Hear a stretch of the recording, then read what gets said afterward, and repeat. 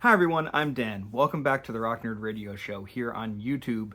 Today we are looking at my favorite aspect of Masters of the Universe. We're going to be looking at two Horde figures, namely Hordak and Grizzlor, just probably not the ones you're thinking of. Come geek out with us on the Rock Nerd Radio Show. So like I said, we're going to be taking a look at Hordak and Grizzlor today, and also like I said, maybe not the ones you were expecting. This is a Target exclusive 2-pack. These versions of Hordak and Grizzlor have been inspired by original concept art. Before we get into this, I do want to make mention of one thing. I did my Panther review a little while ago, and I did make mention how when I had the Panther, it only had one of these foot restraints, and this skull piece was missing. I did reach out to Mattel's customer service, and as you can see, I got a new Panther that has the proper skull deco here. That piece was missing from my original Panther. It is here on the other side as well, and we have both of the stirrups there. So I do now have a complete Panther, and I got to give credit where credit is due. You know, I sent it out to Mattel, contacted them within 24 hours. They contacted me, sent me a return label. I didn't have to pay a thing. They said it could be up to like 3 to 7 weeks before the figure came, and within a week of sending it, the new one was in my possession. So Mattel customer service, 100% bravo on them. That was great. But let's get into this 2-pack. And I did want to keep them in the package to begin with because the packaging is really cool. I'm almost tempted to leave them in the package, but I'll take them out. I'll put them on my display. I do love the artwork, though. As you can see around it, there is those original concept designs for Grizzlor and Hordak all over the place. You have Hordak up here, Grizzlor here, celebrating the 40th anniversary of She-Ra. It is the Sketchbook series, as you can see here.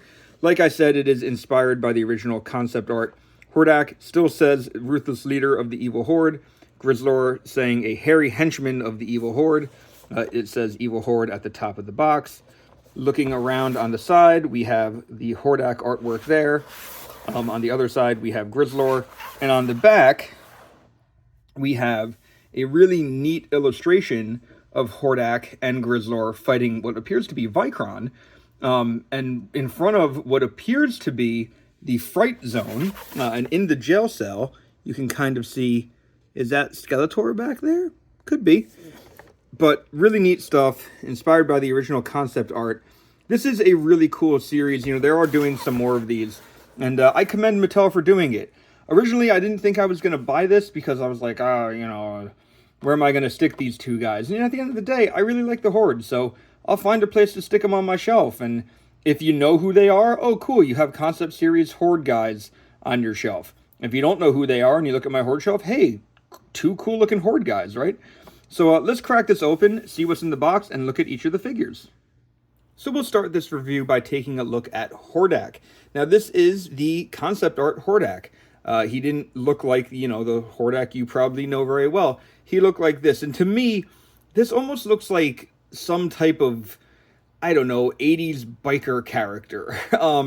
I could see this being played by, R.I.P. Meatloaf. It reminds me of, some dude who would just be, in a biker gang or something. Maybe it's the helmet that has a lot to do with it. But, yeah, it's not my favorite Horde design or Hordak design. I know there have been other Hordak designs where he had more of, what we got, but, his hair or the piece running down the front of his head was more mohawky, made him look a little more like punk rock.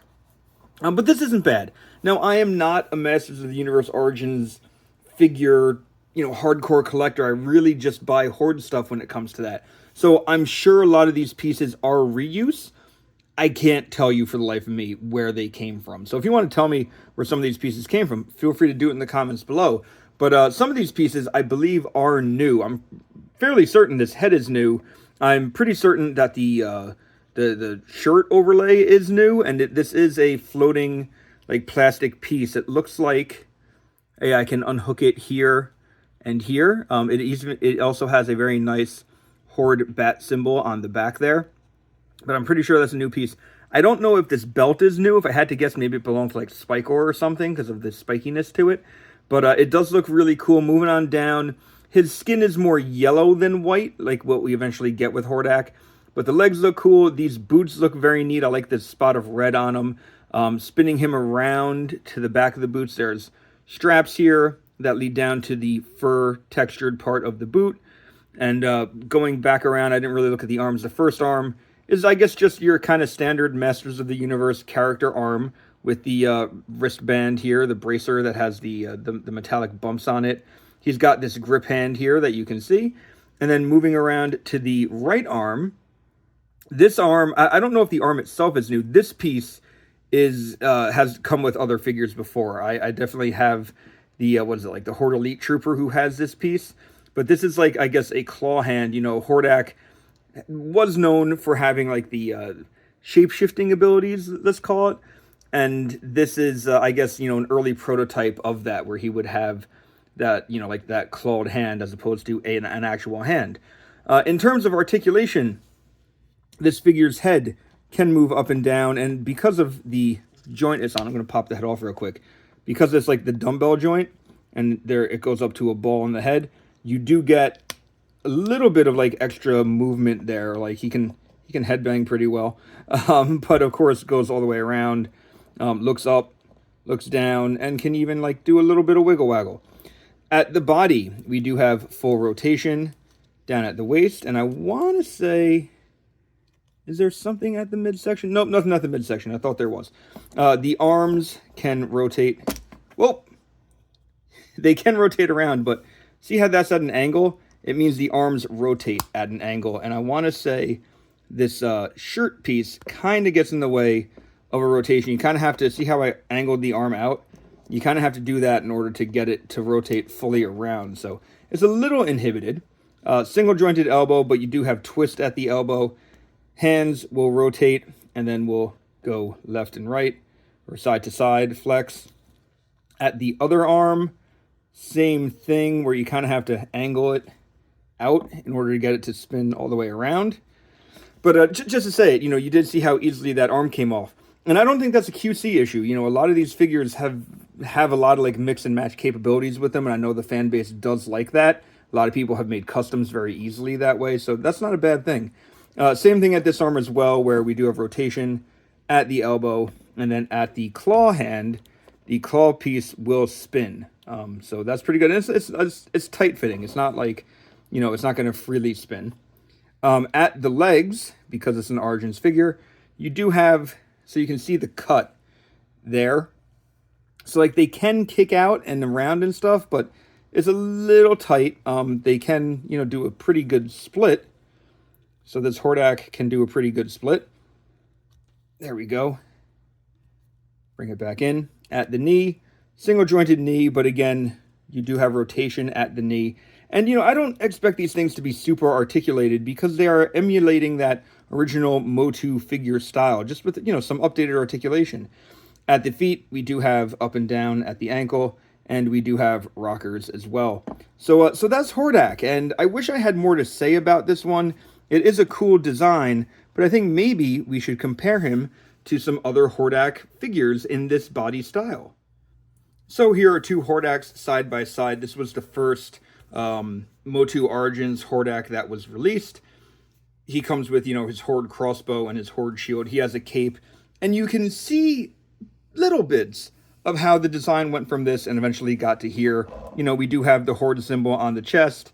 We do have skin that eventually got toned down a little in color, from more of a yellow to a white.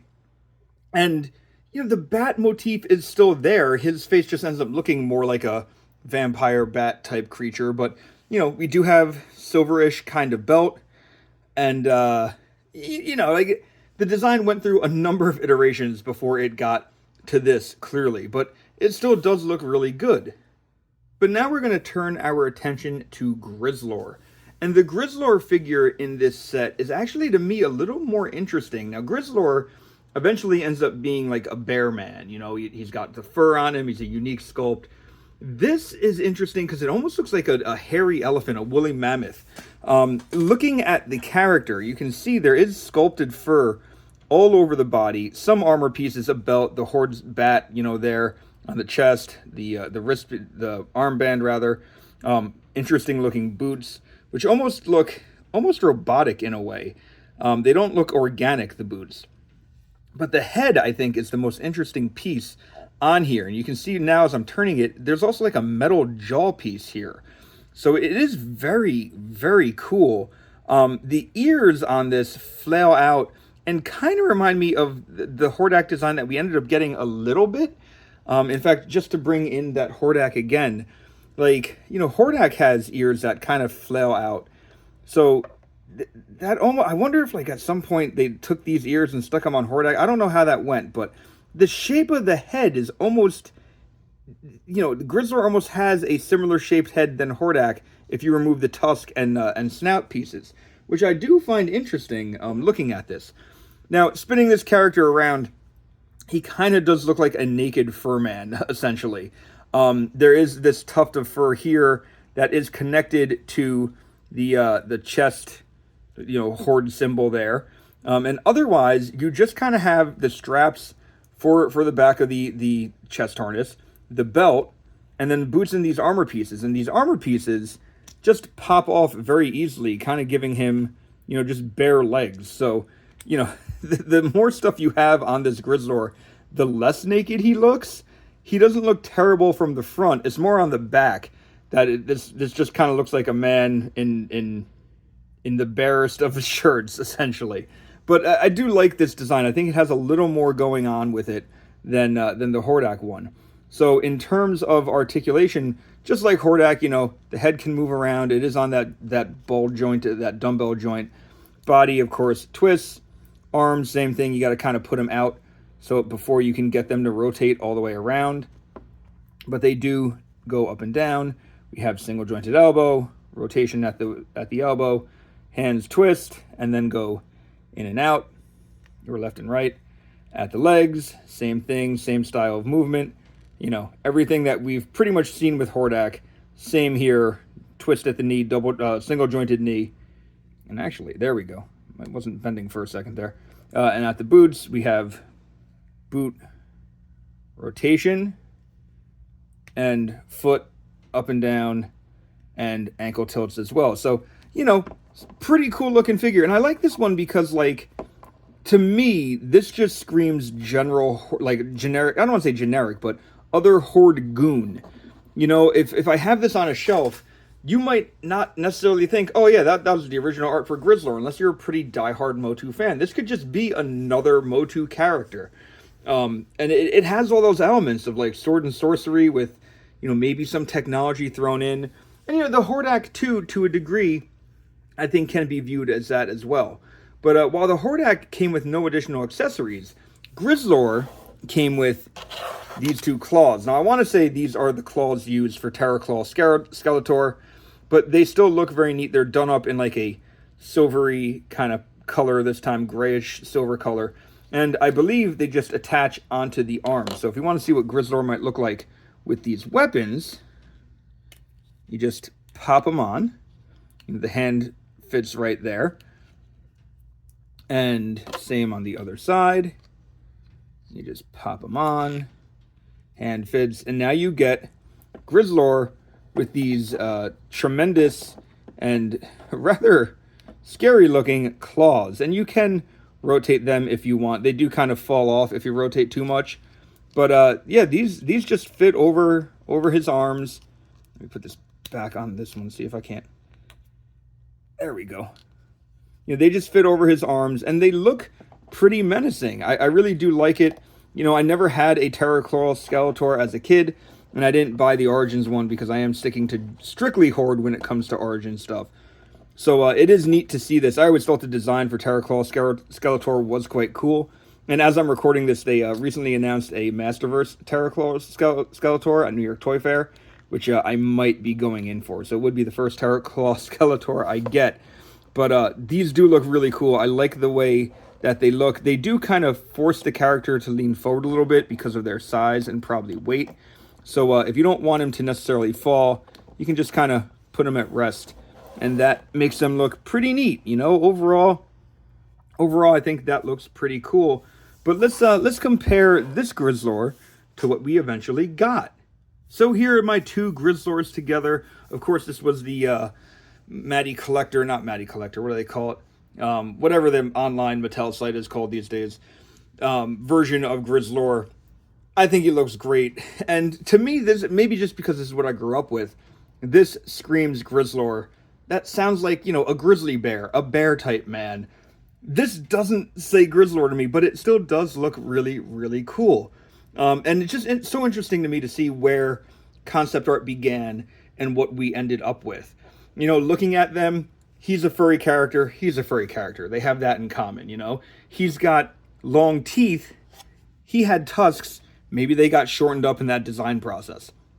I don't really know. Grizzlor, again, also just kind of like a naked bear man, just has the horde harness on his chest and boots. And, the original concept, chest harness, belt, boots, and some armor bits. So it is interesting to see how we got, from here to here back in the 80s. And still, I'm very impressed, very happy with the overall look of this figure. So my final thoughts on this 2-pack is that I really am happy with it. It is going to run you $30. It is a Target exclusive. I, just kind of on a whim looked if my local Target had it, and it did. I did store pickup. I got it. Didn't have to pay shipping. Hey, it was great. And I appreciate that. I liked how easy it was to get this. Something tells me this probably isn't going to be that hard to get. I feel like the Target MOTU exclusives hang around for a while, maybe even get marked down after a while. So if you're patient, maybe you can catch this on a sale. I can understand how this might not be for you if you're not a hardcore MOTU collector, if you're not really into the horde. Like I said, I'm not the most hardcore MOTU collector. I just really like the horde, which is why I ended up with this. I could understand if this is a pass for you. I understand if you want it. I understand if you buy it and keep it in the package, because like I said, that packaging is beautiful. But either way, I would love to know your thoughts. Are you picking this up? Are you planning on skipping it? Let me know down in the comments below. These guys will definitely be displayed on my horde display. Maybe more in the back, but they'll still be there. I think they deserve a spot there. But if you like what you saw here today, make sure you like and subscribe. And you can always check out the Rock Nerd Radio Show podcast. It's a podcast that I host every week. I'm joined most times by my friend and co-host Vinny. We talk about all aspects of pop culture on there. So check it out, and we would love it if you did. But until next time, hey, I've been Dan. You've all been pretty awesome. I'll see you around.